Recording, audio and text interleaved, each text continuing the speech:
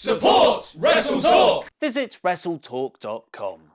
Brock Lesnar and Paul Heyman tease leaving WWE. Braun Strowman reveals his mystery tag partner as Braun Strowman. And The Undertaker is still nowhere to be seen.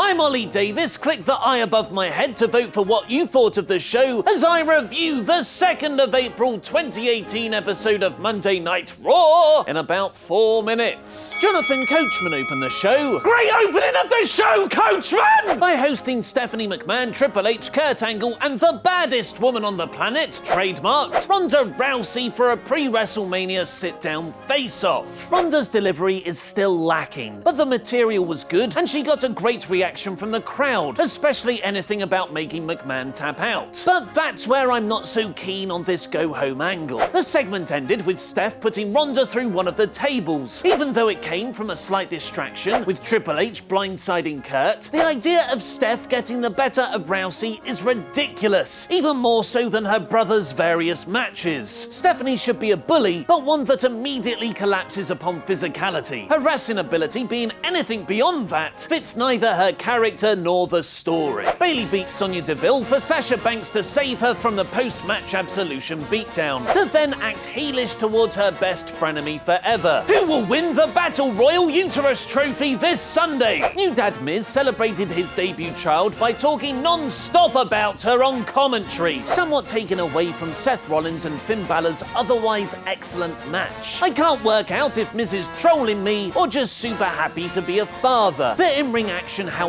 was superbly crafted, with several references to Seth and Finn's previous matches. A kick out from Balor's inside cradle after the superplex spot, Rollins teasing a SummerSlam 2016 powerbomb into the barricade. The last 5 minutes were particularly great, where Seth finally won with the curb stomp. For a moment there, I actually thought WWE were going to reveal Braun Strowman's mystery tag partner, when the totally different person, Braun Strowman, came out. Fool me once, WWE! That was a sexually confusing time. Brains shockingly revealed himself as just Braun in a lab coat and glasses, and proceeded to beat up Sheamus and Cesaro. Even better though was Strowman throwing Kurt Hawkins through a wall later on when he tried to become his partner. Woken Matt Hardy's weird, so's Goldust. Put him in a match. Matt won to build the Humongous Man number 8 Battle Royal. John Cena called out The Undertaker for one last time, cutting yet another excellent promo, not only explaining why he can't just enter the men's battle royal because it would take a spot away from an active wrestler, although so would having a big singles match. I appreciate the effort, not only working the crowd brilliantly, getting them to chant Undertaker's name, but also by really putting over this Sunday's show and a bunch of other wrestlers, chiefly AJ Styles, Daniel Bryan, and Rusev Day. But even with the line, "You didn't just leave your hat in the ring, it's clear you left your balls at home," Undertaker also left his dong indoors. The dead man didn't show yet again. There's always SmackDown tonight, but I actually hope they hold off on Taker's return until WrestleMania itself, with Cena in the front row as a fan for the entire event. But it'll probably just get announced on WWE.com. Elias beat Heath Slater very quickly. Nia said a naughty word. The women's revolution really is here. Jax told Renee Young in a sit-down interview she's not going to take Alexa Bliss's. Asuka made Mickie James tap in the following women's tag, after which Nia ran down to beat up Alexa. The crowd were very much into seeing Jax finally get her revenge on Bliss, but WWE smartly saved it for Sunday, with Nia destroying Mickie instead. After Kurt Angle pleaded with Roman Reigns and Paul Heyman to keep it civil backstage earlier, Heyman did anything but in the main event promo, teasing that him and Brock will be leaving WWE after Sunday and Lesnar will soon be saying hello from UFC. Reigns finally came out after Heyman called him a bitch, but the locker room was standing in his way on Angle's orders. And by locker room, I mean